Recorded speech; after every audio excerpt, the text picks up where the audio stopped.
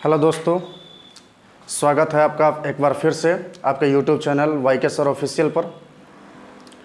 आज हम पुनः एक नए टॉपिक के साथ हाजिर है आप सबके बीच।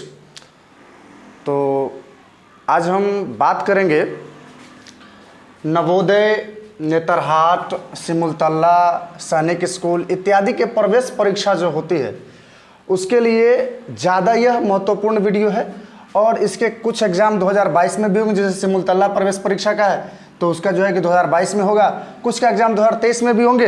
तो उन सभी प्रतियोगी परीक्षाओं के लिए ये महत्वपूर्ण क्लास है। और आज का जो हमारा क्लास होगा वो संख्या पर आधारित प्रश्न पर होगा, मतलब क्वेश्चन बेस्ड ऑन नंबर, संख्या पर आधारित प्रश्न, उस पर जो है ये हमारा आज का चैप्टर है। और इस चैप्टर के अंदर आज हम इसके थ्योरी को क्लियर करेंगे, इसके थ्योरी को आज क्लियर करेंगे इस चैप्टर के अंदर में। इसमें हम तीन जो है महत्वपूर्ण बातों पर चर्चा करेंगे और उसको समझने का प्रयास करेंगे। पहला होगा हमारा कुछ महत्वपूर्ण परिभाषा, डेफिनेशंस होंगे कुछ, क्योंकि आप जानते हैं कि संख्या पर आधारित प्रश्न में कुछ परिभाषा ऐसे हैं जिसको जानना बहुत जरूरी है, क्योंकि उससे रिलेटेड क्वेश्चन पूछे जाते हैं बार बार। उसके बाद विभाज्यता के जो नियम हैं या डिविजिबिलिटी और ऑफ रूल जो होता है, विभाज्यता के नियम, उसको भी हम जानेंगे। और तीसरा, इससे कुछ हॉट ट्रिक इस चैप्टर को, क्योंकि आप जानते हैं कि जब ये प्रतियोगी परीक्षाएं जब आयोजित की जाती है तो इसमें समय जो होता है पर क्वेश्चन लगभग 1 मिनट का समय रहता है। तो 1 मिनट में ही इसको सॉल्व करना होता है, तो उसके लिए आपको ट्रिक की ज़रूरत पड़ती है। तो ट्रिक भी आपको मिलेगा इसमें। तो ये एक कंप्लीट वीडियो है का संख्या पर आधारित प्रश्न थ्योरी का। तो अगर आप हमारे चैनल पर नए हैं तो हमारे चैनल YK सर ऑफिशियल को सब्सक्राइब करें और बेल आइकन को दबा लें। चलिए आज शुरू करते हैं। तो पहला हम टॉपिक यही है, कुछ महत्वपूर्ण प्रश्न। आज का डेट हो गया 1 अगस्त 2022 और आज हम पहले थ्योरी पर कुछ महत्वपूर्ण परिभाषा पर चर्चा करेंगे। तो पहला जो परिभाषा है वह परिभाषा है प्राकृत संख्या का। आप लोग इसको कई बार पढ़ लिए होइएगा, आपको जानते होइएगा इसके बारे में, लेकिन आज फिर इसको एक बार रिवीजन भी कर सकते हैं। ये काफ़ी हेल्पफुल वीडियो होगा आपके लिए। प्राकृत संख्या को हम इंग्लिश में इसको नेचुरल नंबर कहते हैं, नेचुरल नंबर। प्राकृत संख्या को हम इंग्लिश में कहते हैं नेचुरल नंबर। नेचुरल नंबर, अब इसको जो है इसका डिफिनेशन क्या होता है ये समझ लीजिए। तो इसका जो डिफिनेशन होता है वह होता है गिनती की संख्या को, गिनती की संख्या को प्राकृत संख्या कहते हैं। गिनती की संख्या को प्राकृत संख्या कहते है। यही इसका डिफिनेशन है। बड़ा साधारण और सिंपल सा डिफिनेशन है कि गिनती की संख्या को प्राकृत संख्या कहते हैं। पहला डिफिनेशन जो है हमारा वो प्राकृत संख्या का है। तो गिनती की संख्या को क्या कहते हैं? प्राकृत संख्या कहते हैं। गिनती की संख्या शुरू कहाँ से होती है?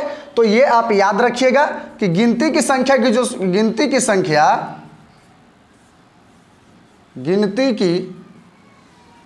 संख्या 1 से शुरू होती है, 1 से प्रारंभ होती है। गिनती की जो संख्या होती है वह 1 से प्रारंभ होती है। ये बात आप याद रखिएगा। तो इसके लिए अगर उदाहरण में अगर हम इसको बात करें, और हर चीज़ को उदाहरण के द्वारा समझिएगा। उदाहरण के द्वारा समझने से होता क्या है कि उदाहरण के द्वारा समझने से आपको कॉन्सेप्ट क्लियर हो जाता है। ये इंपॉर्टेंट है, इसलिए उदाहरण को जानना बड़ा जरूरी है। चूंकि गिनती की संख्या 1 से शुरू होती है, इसलिए प्राकृत संख्या का जो उदाहरण होगा वह 1, 2, 3, 4, 5, 6, 7 इस प्रकार से आप आगे जहाँ तक चले जाइएगा, n तक मान लीजिए कि आप चले जाइएगा, तो वो n का जो वैल्यू है यहाँ पे अनंत आगे बढ़ते चले जाएगा, वो सारे गिनती की संख्या में आ जाएंगे। एक चीज़ और याद रखिएगा, जब प्राकृत संख्या को पढ़ रहे हैं तो ये जान लेना बड़ा जरूरी है कि अंक कितने हैं पहले, क्योंकि गणित की जो शुरुआत होती है वह अंक से होती है। गणित की शुरुआत जो होती है वो अंक से होती है। तो नोट में आप लोग याद रखिएगा इस बात को कि अंक जो है अंकों की जो संख्या है वह 10 है। अंकों की जो संख्या है वह 10 है और 10 अंक कौन कौन है, तो वो है 0, 1, 2, 3, 4, 5, 6, 7, 8 एंड इसको हिंदी में ही लिख देते हैं और 9। ये जो है ये अंक है, इसको आप लोग एकदम याद रख लीजिए, क्योंकि इसमें जो है बहुत सारे विद्यार्थी कंफ्यूज रहते हैं कि अंक के लेके वो कह देते, ये तो बता देंगे कि अंक 10 है, ये बता देंगे, लेकिन वो 1 से 10 तक कह देते हैं। लेकिन ऐसा नहीं है, ये 0 से लेकर 9 तक अंक होता है। अंक कितने होते हैं? 10 होते हैं। 0, 1, 2, 3, 4, 5, 6, 7, 8 और 9, इन्हीं 10 अंकों से मिलकर पूरा गणित बना हुआ है, इसलिए ये जान लेना बड़ा जरूरी है। तो प्राकृत संख्या को हमने जान लिया। प्राकृत संख्या को अंग्रेजी में कहते हैं नेचुरल नंबर। गिनती की संख्या को प्राकृत संख्या कहते हैं। गिनती की संख्या 1 से प्रारंभ होती है, यानी 1 से शुरू होता है। उदाहरण में हम इसको 1, 2, 3, 4, 500 आगे जहां तक चले जाइए, आप नोट में याद रखिएगा। अंक जो होता है वो अंक 10 होते हैं। अंक 10 कौन कौन होते हैं? तो 0 से लेकर 9 तक। 0, 1, 2, 3, 4, 5, 6, 7, 8 और 9। तो ये आपने जान लिया कि प्राकृत संख्या किसे कहते हैं। चलिए अब हम आगे बढ़ते हैं। इसको पहले मिटाना पड़ेगा, तो चलिए हम अभी इसको मिटा देते हैं। अब हम दूसरे नंबर पर चलते हैं।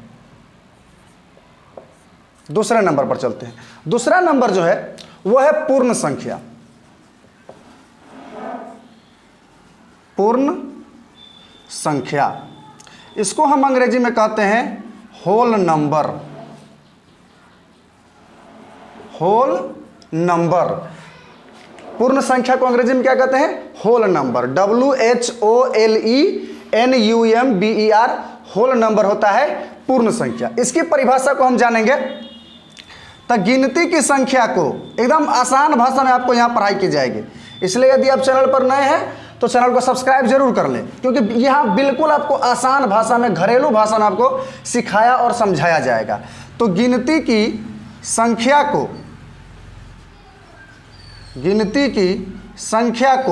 0 से शुरू करने पर, 0 यानी 0 से शुरू करने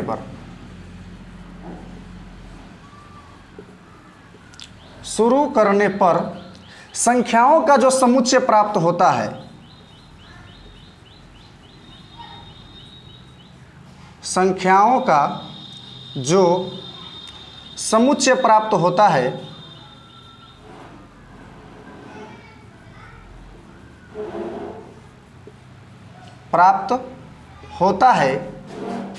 उसे पूर्ण संख्या कहते हैं।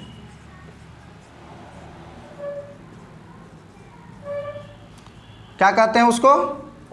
पूर्ण संख्या कहते हैं। चलिए लिख लिए हम इसको। अब इसके बाद पढ़ लीजिए क्या कह रहा है कि पूर्ण संख्या। तो पूर्ण संख्या को सबसे पहले कहते हैं अंग्रेजी में इसको होल नंबर।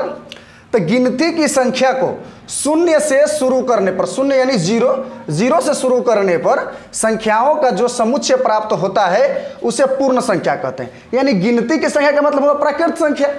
तो हम इसको इस तरीके से भी पढ़ सकते हैं कि प्राकृत संख्या को 0 से शुरू करने पर संख्याओं का जो समुच्चय प्राप्त होता है उसे हम कहते हैं पूर्ण संख्या। तो जाहिर बात है कि 0 से शुरू कर रहा है, तो इसका जो उदाहरण होगा वो आपको हो जाएगा 0 से शुरू हो जाएगा, या बस, इसमें और कुछ नहीं है। इसके आप जहां n तक चले जाइए तो ये हो गया आपका पूर्ण संख्या। चलिए अब आगे बढ़ते हैं। एक बार फिर से पढ़ लीजिए कि पूर्ण संख्या, होल नंबर इसको अंग्रेजी में कहते हैं। गिनती की संख्या को 0 से शुरू करने पर संख्याओं का जो समुच्चय प्राप्त होता है उसे पूर्ण संख्या कहते हैं। इसके उदाहरण में हो जाएगा 0, 1, 2, 3, 4, 5, 6, 7, 8, जहां तक आप आगे बढ़ जाइए वहां तक। चलिए अब हम आगे बढ़ते हैं।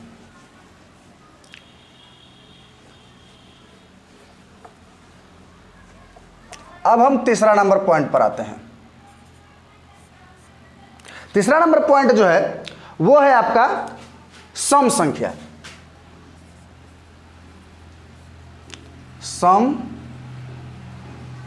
संख्या, इसको हम अंग्रेजी में कहते हैं इवेन नंबर। सम संख्या को हम अंग्रेजी में कहते हैं इवेन नंबर, EVENNUMBER, सम संख्या।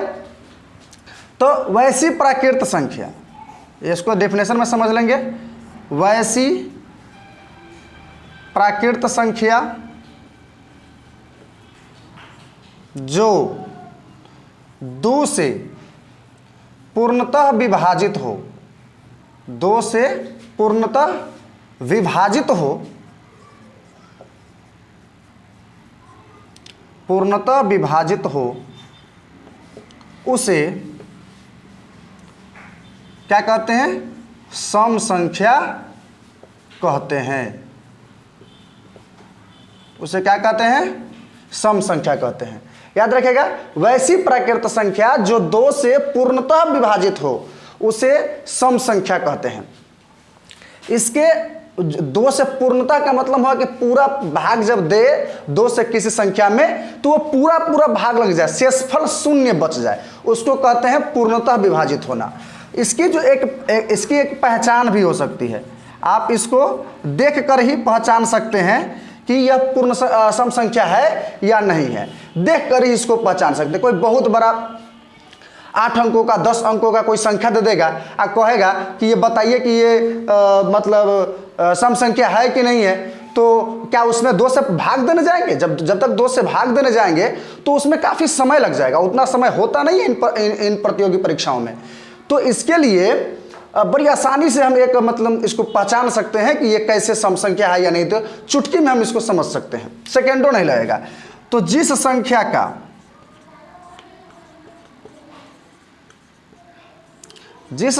का अंतिम अंक,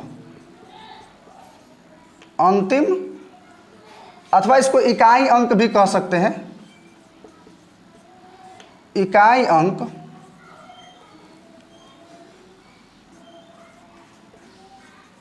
इकाई अंक 0, 2, 4, 6 और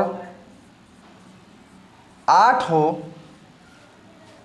तो वह संख्या जो है सम संख्या होगी। वह संख्या क्या होगी?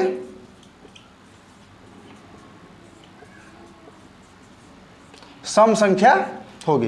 ये इसका पहचान है, एक मार्कर ले आइए। ये इसका पहचान है कि जिस संख्या का अंतिम अथवा इकाई अंक 0, 2, 4, 6 और 8 हो वह सम संख्या होगी। अब चाहे मान लीजिए कितनों बड़ा संख्या दे दे, कितना भी बड़ा संख्या दे दे, 9, 7, 8, 9, 5, 4, इतना बड़ा 1, 2, 3, 4, 5, 6, 7, 8, 9, 10, 11 अंकों की यह संख्या है। अगर 11 अंकों की संख्या को यदि आपको ये कहे, अच्छा एक बात बताइए, ये सम संख्या है कि नहीं है, तो आप कहिएगा कि अब इसे 2 से भाग देने जाइएगा। 2 से भाग देने जाएंगे तो उतना इस पे जगह भी नहीं रहता है और उतना समय भी नहीं रहता है इन प्रतियोगी परीक्षाओं में। तो हम कुछ नहीं देखेंगे, इसका इकाई अंक देखेंगे, सिर्फ क्या देखेंगे? इकाई अंक देखेंगे। तो इसका इकाई अंक क्या है? इकाई दहाई इधर से गिननी शुरू करते हैं, इकाई दहाई सैकड़ा, हजार, 10,000, लाख, 10 लाख, करोड़, 10 करोड़, अरब, 10 अरब, इस तरीके से हम गिनते चले जाते हैं। तो इसका सिर्फ हम इकाई या अथवा अंतिम अंक, तो अंतिम अंक तो यही है, तो इसको देखेंगे कि क्या यह 0, 2, 4, 6 और 8 में से कोई संख्या है। हाँ, तो यहाँ है, क्योंकि यहाँ जो अंतिम अंक है वो 4 है। अब अगर अंतिम अंक 4 है तो आंख बंद करके सीधे कह दीजिए कि यह संख्या सम संख्या है। अब अगर आपको इस तरह का कोई क्वेश्चन अगर आपसे पूछे तो आप भाग देने के झंझट में न फंसिएगा, सीधा इसका अंतिम अंक देखिएगा और सीधे कह दीजिएगा कि भैया ये जो है सम संख्या है, इसमें कुछ नहीं करना है। चलिए, इसको आपने समझ गए सम संख्या को। एक बार फिर से रिवीजन कर लीजिए। सम संख्या को कहते हैं इवन नंबर अंग्रेजी में। वैसी प्राकृत संख्या जो 2 से पूर्णतः विभाजित हो, पूर्णतः का मतलब हुआ कि शेषफल शून्य हो जाए, तब हुआ वह पूर्णतः। तो पूर्णतः विभाजित हो उसे हम कहते हैं सम संख्या। इसकी पहचान मैंने आपको लिखवा दी है। पहचान में याद रखिएगा कि जिस संख्या का अंतिम अथवा इकाई अंक 0, 2, 4, 6, 8 हो वह संख्या सम संख्या होगी। फाइनल और इसमें कोई दिक्कत किंतु परंतु नहीं होगा। चलिए आगे बढ़ते हैं। इसको आप लोगों ने समझ लिया सम संख्या को। अब आगे बढ़ते हैं।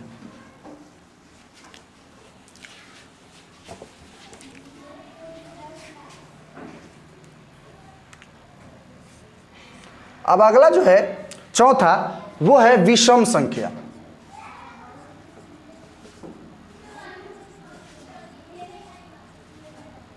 विषम संख्या, सॉरी, विषम संख्या को अंग्रेजी में कहते हैं ओड नंबर।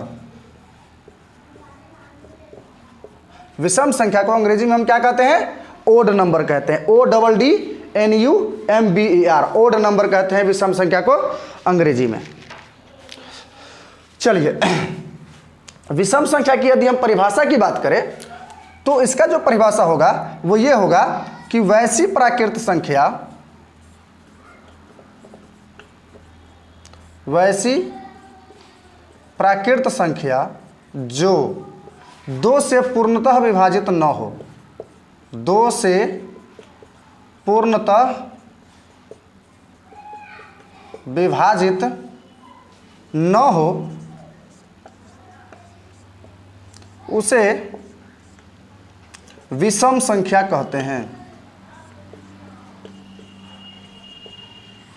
उसे हम कहते हैं विषम संख्या। चलिए ये तो इसका परिभाषा हो गया कि वैसी प्राकृत संख्या जो 2 से पूर्णतः विभाजित न हो उसे विषम संख्या कहते हैं। अच्छा, इसकी भी पहचान हम आपको लिखा देते हैं। इसकी पहचान हो जाएगी कि जिस संख्या का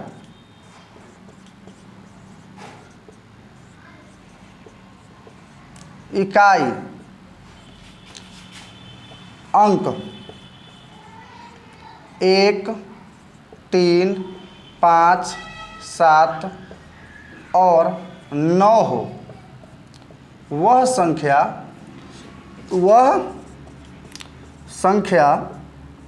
विषम होगी। वह संख्या क्या होगी? विषम होगी। समझ गए इस चीज को?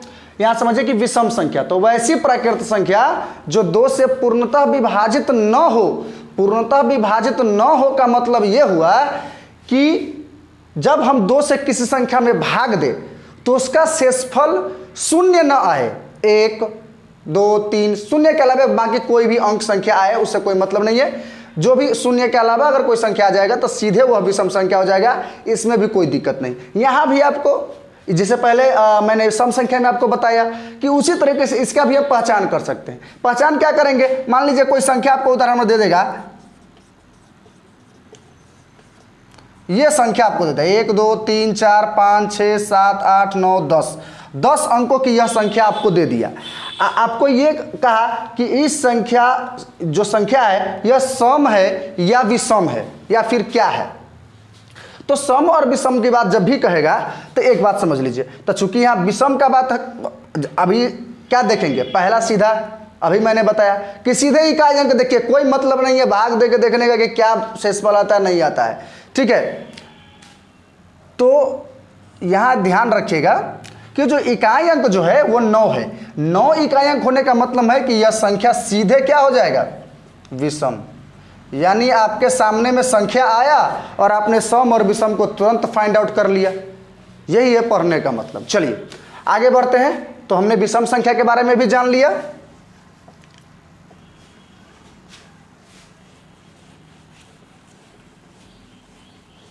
चलिए अब हम 5वें पॉइंट पर आते हैं। सम हमने क्या क्या जाना? हमने जाना प्राकृत संख्या, पूर्ण संख्या, सम संख्या और विषम संख्या, हमने ये जाना। अब हम जानेंगे आगे भाज्य संख्या।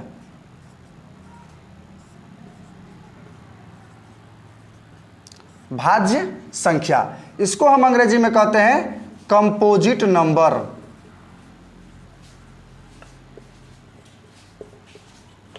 इसको क्या कहते हैं अंग्रेजी में? हम कंपोजिट नंबर कहते हैं। ध्यान रखिएगा, स्पेलिंग इसका देख लीजिएगा, COMPOSITENUMBER, कंपोजिट नंबर। इसको हम हिंदी में कहते हैं भाज्य संख्या। अब हम इसका परिभाषा जानेंगे कि भाज्य संख्या का परिभाषा क्या होता है। चलिए देखते हैं। वैसी प्राकृत संख्या या वैसी संख्या वैसी संख्या जो एक और स्वयं को छोड़कर, एक और स्वयं को छोड़कर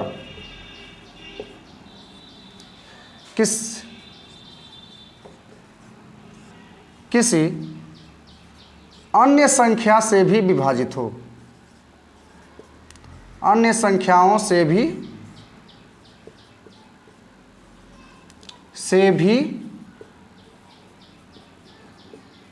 विभाजित हो, उसे हम कहते हैं भाज्य संख्या। उसे भाज्य संख्या कहते हैं। समझ ले इस चीज को। यहां देखिएगा, भाज्य संख्या वैसी संख्या जो एक और स्वयं, स्वयं का मतलब हुआ कि जिस संख्या का बात आपको कहेगा वही संख्या स्वयं संख्या हुआ। तो जो वैसी संख्या जो एक और स्वयं को छोड़कर किसी अन्य संख्याओं से भी विभाज्य हो। यहां आपसे किसी हटा दीजिए, ये थोड़ा सा शब्द में अच्छा नहीं लग रहा है।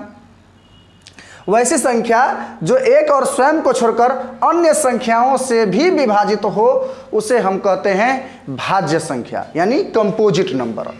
चलिए, अब जैसे मान लीजिए, आपको एक उदाहरण में आपको समझा देते हैं।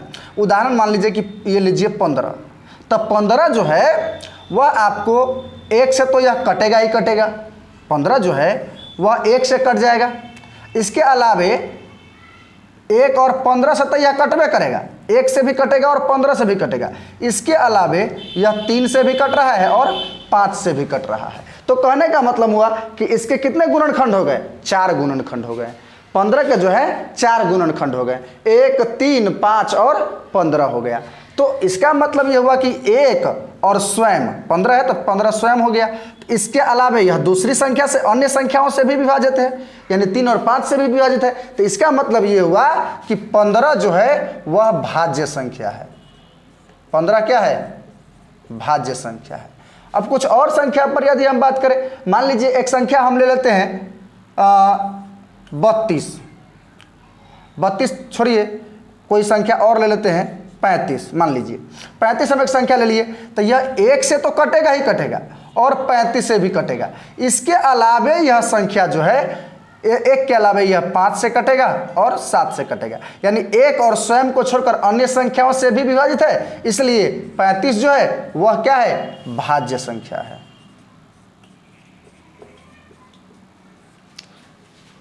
समझ गए इस चीज को? चलिए, तो भाज्य संख्या को भी हमने समझ लिया। अब हम आगे बढ़ते हैं।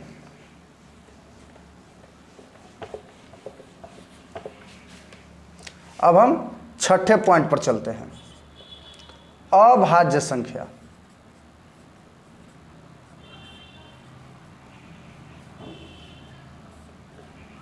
इसको हम अंग्रेजी में कहते हैं प्राइम नंबर।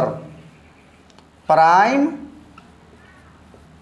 Number, PRIMENUMBER।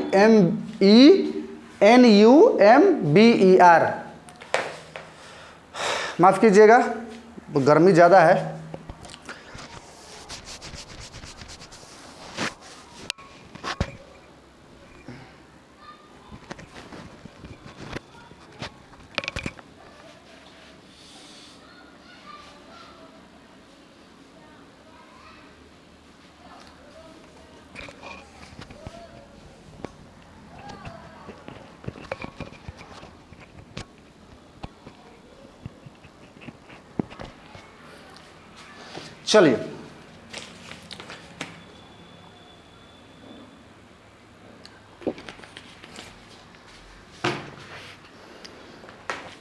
चलिए, तो हम आगे बढ़ते हैं।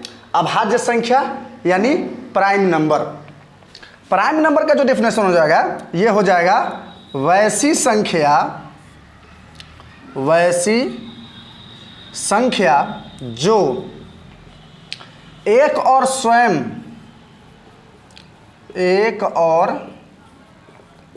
स्वयं के अलावे किसी अन्य संख्या से विभाजित न हो। किसी अन्य संख्या से विभाजित न हो, किसी अन्य संख्या से विभाजित न हो, उसे अभाज्य संख्या कहते हैं। उसे क्या कहते हैं? अभाज्य संख्या कहते हैं। चलिए यहां ध्यान दीजिएगा, अभाज्य संख्या जो है उसको अंग्रेजी में कहते हैं प्राइम नंबर। तो वैसी संख्या, इसका जो परिभाषा होगा, वैसी संख्या जो एक और स्वयं के अलावे, यानी एक और स्वयं को छोड़कर किसी भी अन्य संख्या से विभाजित न होगा, वैसा संख्या जो भी होगा वह सब संख्या अभाज्य संख्या होगा। जैसे में हम आपको एक दो उदाहरण देकर आपको समझाते हैं। छोटा सा उदाहरण लेते हैं। जैसे मान लीजिए एक 13 एक संख्या है। 13 जो है ये एक 2 अंकों की संख्या है, और इसमें जो है यहाँ ध्यान दीजिएगा, यह 1 से कटेगा और यह एक 13 से कटेगा, यानी 1 और यह 13 से कटेगा। आप बताइए कि क्या यह संख्या इस 2 संख्या के अलावा किसी और संख्या से कट सकता है? नहीं कट सकता है। तो नहीं कट सकता है तो इसका मतलब यह हुआ कि 13 जो है वह अभाज्य संख्या है। क्लियर है? उसके बाद एक और उदाहरण ले लेते हैं। एक उदाहरण ले लीजिए 37। एक उदाहरण ले लीजिए, यह 37 जो है यह 1 से कटेगा और एक 37 से कटेगा।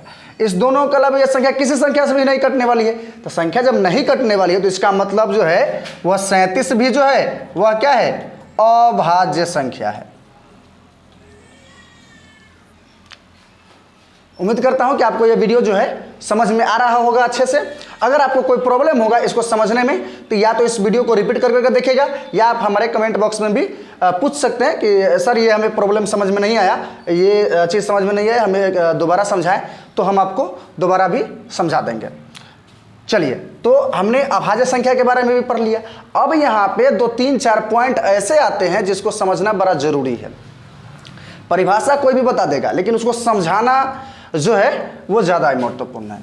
अब यहाँ देखिए, अब आप एक बात बताइए कि आपसे अगर कोई पूछे कि एक बात बताओ, बहुत पढ़ते हो तुम यूट्यूब पर, तो तुम एक बात बताओ जरा हमको कि क्या सभी भाज्य संख्याएं सम संख्या होती है? क्या सभी भाज्य संख्याएं सम संख्या होती है? तो आपका जवाब क्या होगा? नहीं, सभी भाज्य संख्याएं सम संख्या नहीं होती है। सभी भाज्य संख्याएं सम संख्या नहीं होती है।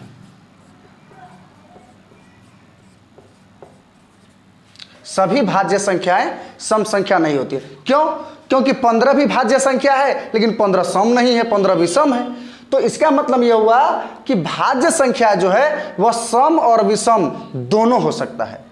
भाज्य संख्या जो है वह सम और विषम दोनों हो सकता है। दूसरा पॉइंट यदि हम बात करें, लेकिन एक बात ध्यान रखें, लेकिन सभी अभाज्य संख्याएं सभी अभाज्य संख्या जो है वह विषम संख्या ही होती है। तो एक पॉइंट आपका यहां पे यह भी बन गया कि सभी अभाज्य संख्याएं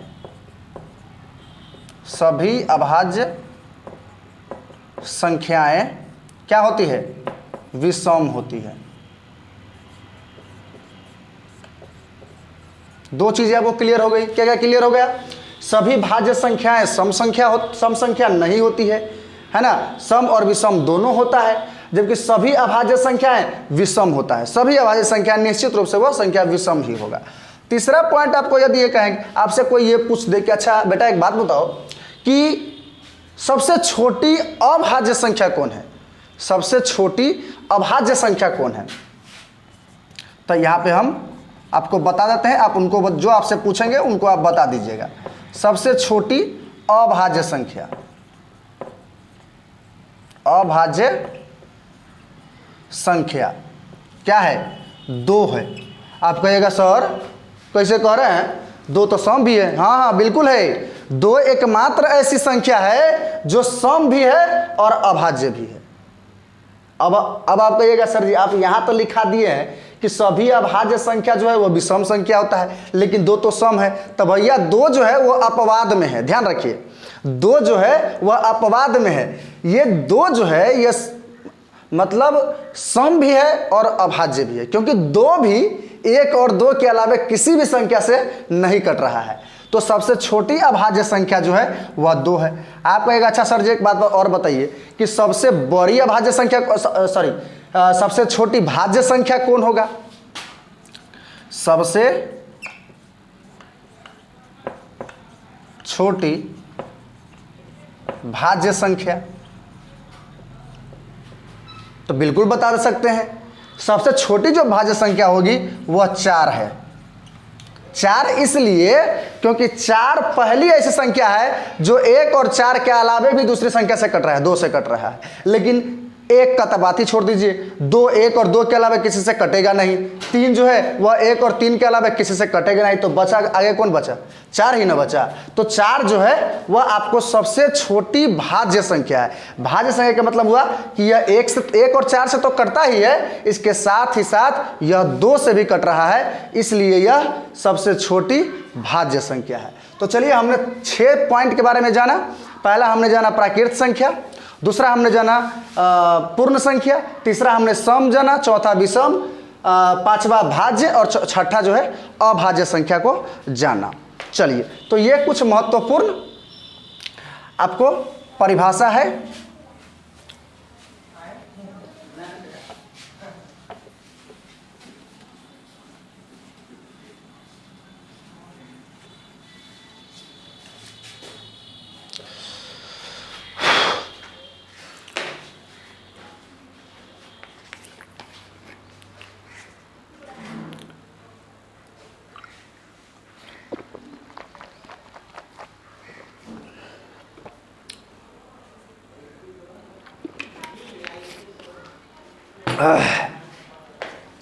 चलिए अब हम आते हैं अपने 7वें पॉइंट पर। 7वां जो हमारा पॉइंट है वो है पूर्णांक संख्या।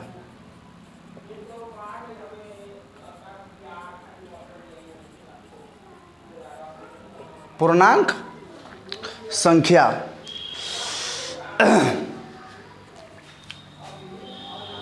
इसको हम अंग्रेजी में कहते हैं इंटीगर नंबर।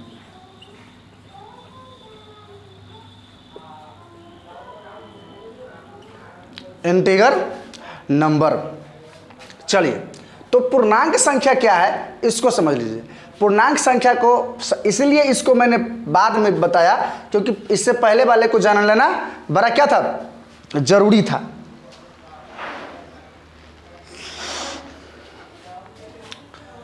अब इसके परिभाषा को जानेंगे। जब पूर्ण संख्याओं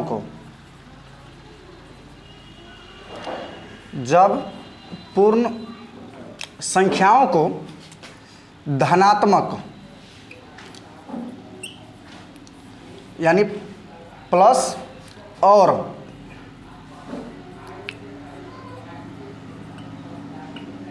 ऋणात्मक यानी माइनस चिन्ह के साथ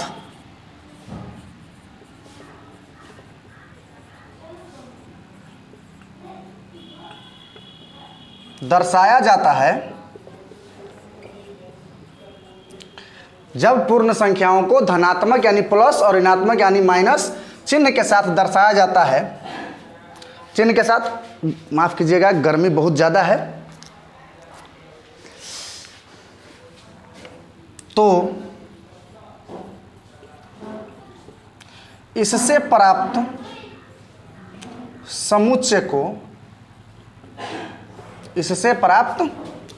समुच्चय को पूर्णांक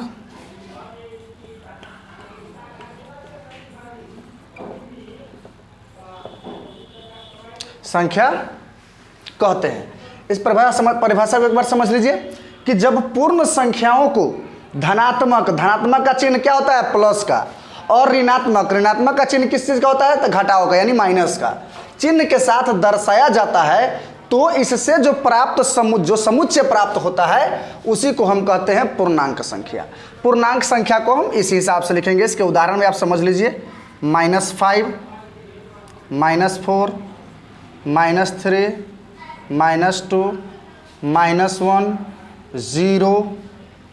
इसको आप +1 भी लिख सकते हैं, तब +1, +2, +3, +4, +5। अगर आप प्लस यहाँ पे लिखिएगा तब भी ठीक है, नहीं लिखिएगा तब भी ठीक है। मैंने आपको बस यहाँ समझाने के लिए प्लस लिख दिया है। प्लस लिखना लिखिएगा तब भी जो है कि चलेगा, न लिखिएगा तब भी चलेगा, इससे कोई ज़्यादा मतलब की प्रॉब्लम नहीं है। प्लस इनडायरेक्टली अगर किसी, जैसे कि मान लीजिए कि अगर यहाँ पे कोई संख्या है 4, अगर ये सीधे ऐसे अगर लिखा हुआ है तो इसका मतलब ये समझ लीजिए कि इसके पीछे जो है ये प्लस का चिन्ह छुपा हुआ है। समझ गए? अगर ये संख्या -4 है तो इसके आगे माइनस है तो क्लियर है, लेकिन 4 बराबर +4 यानी दोनों क्या है, बराबर है। चलिए, तो हमने पूर्णांक संख्या को भी समझ लिया। अब हम आगे बढ़ते हैं।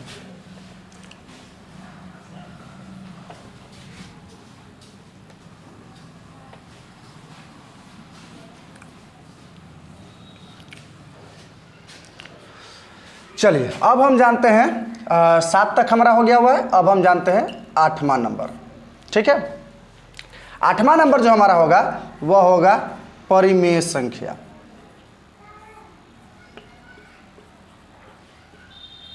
परिमेय संख्या, इसको हम अंग्रेजी में कहते हैं रेशनल नंबर्स। रेशनल नंबर यानी परिमेय संख्या, रेशनल नंबर। अब देखिएगा परिमेय संख्या क्या होगा। चलिए, अब यहां समझ लीजिए, वैसी संख्या, इसका परिभाषा है वैसी संख्या जिसे a/b के रूप में लिखा जा सके। a/b के रूप में लिखा जा सके। वैसी संख्या जिसे a/b के रूप में लिखा जा सके उसे क्या कहते हैं, परिमेय संख्या कहते हैं। माफ कीजिएगा, यहाँ पे एक पॉइंट छूट रहा है। तो रूप में लिखा जा सके जहां a और b जो है कोई पूर्णांक है, कोई पूर्णांक है तथा b का मान 0 के बराबर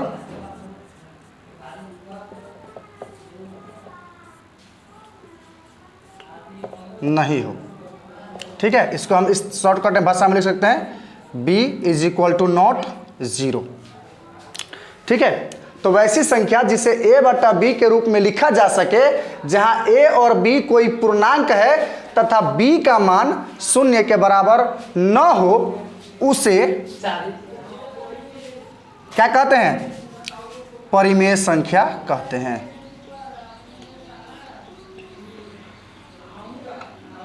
उसे परिमेय संख्या कहते हैं। एक बार फिर से परिभाषा को पढ़ लीजिए। वैसी संख्या जिसे a/b के रूप में लिखा जा सके जहां a और b कोई पूर्णांक है तथा b का मान 0 के बराबर नहीं हो, उसे हम कहते हैं परिमेय संख्या। तो उम्मीद करता हूं ये भी आप समझ गए होंगे। इसके भी जैसे में आप समझ लीजिए। इसके उदाहरण में यदि आप जानिएगा तो इसके उदाहरण में जैसे मान लीजिए 3। आप कहिएगा 3 परिमेय संख्या है कि नहीं है? बिल्कुल है। इसलिए है क्योंकि हम इसके बट्टा में बड़ी आसानी से 1 दे सकते हैं। तो 3/1 a/b के रूप में हो गया। a/b के जगह पे आप c/d, e/f, p/q, m/n सारा चीज़ रख सकते हैं, कोई दिक्कत नहीं। तो ये हो जाएगा 5/3, 7/5, 9/6। बस जो b है यानी हर जो है उसका मान 0 के बराबर न हो वो सभी संख्या, इसको इसमें ये भी हो जाएगा -5/4, ये भी परिमेय संख्या होगा क्योंकि पूर्णांक कह रहा है। क्या कह रहा है? पूर्णांक। तो पूर्णांक मतलब धनात्मक और ऋणात्मक दोनों होता है, तो पूर्णांक हो जाएगा। ठीक है, चलिए, तो परिमेय संख्या को भी हमने जान लिया। अब हम आगे बढ़ते हैं।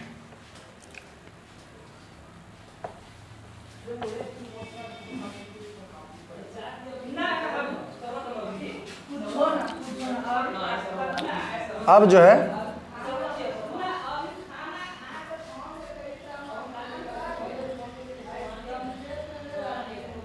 अपरिमेय संख्या, इसको हम अंग्रेजी में कहते हैं इरेशनल नंबर।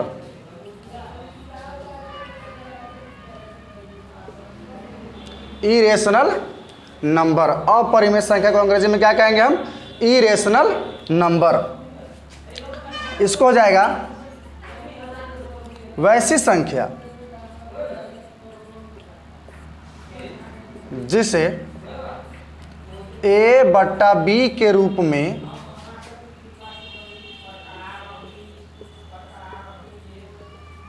नहीं लिखा जा सके।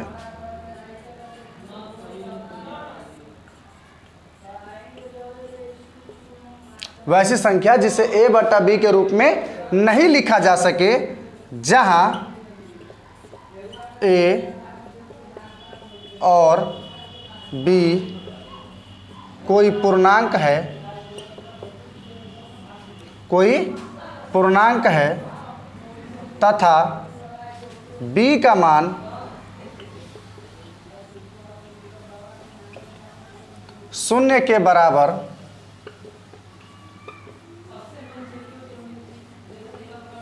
न हो, उसे